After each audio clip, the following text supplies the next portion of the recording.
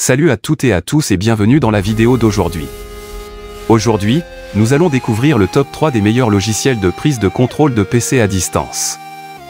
Si vous avez un problème avec votre ordinateur et que vous avez un ami qui peut vous dépanner, ou si vous avez un fichier à récupérer sur votre PC professionnel qui se trouve sur votre lieu de travail, voici parfaitement le genre de situation nécessitant l'utilisation d'un logiciel de prise de contrôle à distance.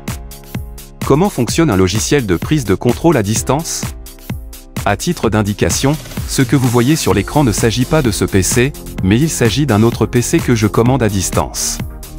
Comme vous le remarquez, généralement, l'ordinateur qui prend le contrôle doit disposer de l'identifiant et du mot de passe des postes distants pour établir les connexions. Que ce soit pour du télétravail ou pour des dépannages informatiques, l'utilisateur retrouvera alors dans une fenêtre l'écran des postes distants et pourra interagir avec ce dernier. Commençons par le premier logiciel appelé AnyDesk. Tous les liens pour télécharger ces trois logiciels se trouvent dans la description en bas de cette vidéo. Alors, comment ça fonctionne ? Les logiciels doivent être installés sur les deux appareils, sur l'appareil distant et bien sûr sur votre appareil. Voilà, j'ai AnyDesk que j'ai installé sur deux PC. Il est installé sur mon PC. Donc, une fois installé, je vais l'ouvrir. Si vous avez déjà été connecté à des postes distants, vous les trouverez ici. S'il s'agit de la première fois, comme vous le remarquez, vous avez ici un numéro. Alors, si vous souhaitez dépanner quelqu'un à distance, il faut que cette personne vous invite et ensuite mettre votre identifiant qui se trouve ici sur son poste de travail. Pour ce faire, vous allez cliquer sur Inviter et vous allez mettre ici le numéro qui se trouve ici. Cela veut dire le numéro affiché sur l'appareil distant. Bien sûr, le propriétaire va vous communiquer ce numéro par tous les moyens, par téléphone, par email, par WhatsApp, et vous allez le mettre ici. Après, vous allez cliquer sur Inviter. Il va recevoir donc un message. Il peut accepter ou refuser. Pour qu'il vous autorise à accéder à son poste, bien sûr, il doit cliquer sur Accepter.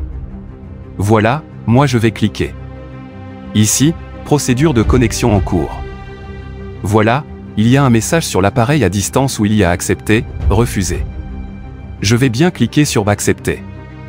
Voilà, une fois que j'ai cliqué sur Accepter, j'ai ici l'écran de mon PC distant. Voilà, je peux donc naviguer sur cet appareil. Je peux accéder à des fichiers, je peux naviguer sur Internet, je peux faire tout ce que je souhaite. Je peux donc le dépanner, je peux lui expliquer comment faire, je peux même télécharger des fichiers s'il s'agit de mon PC professionnel à distance et plus encore. Donc, il est très pratique. Là, il s'agit des postes à distance auxquels ce PC est connecté, le non connecté. Pour quitter, il suffit qu'il clique sur Quitter. Voilà, je vais cliquer et voilà, l'utilisateur de poste distant a mis fin à la connexion. Je peux donc répéter ou cliquer sur OK pour quitter. Donc, c'est très facile à le faire. Si je souhaite me reconnecter à nouveau sur ce poste, je l'ai déjà, donc suffit de cliquer dessus.